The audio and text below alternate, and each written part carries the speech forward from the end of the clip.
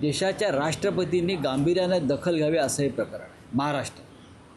इतर कोणत्याही राज्यामध्ये असं घडलेलं नाही. जरी भारतीय जनता पक्षाची सरकारं काही राज्यात असली तरी हे उद्योग फक्त महाराष्ट्रात सुरू झाले आहेत.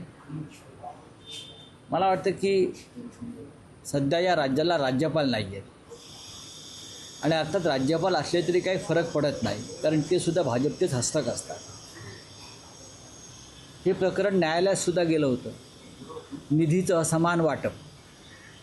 आणि आता तर जे आमच्या आहेत त्यांना त्याच आमदारांना निधी, मग इतर आमदार निवडून आलेले नाही आहेत का? इतर आमदारसुद्धा इतर पक्षातले प्रथमच निवडून आलेत अनेक ठिकाण.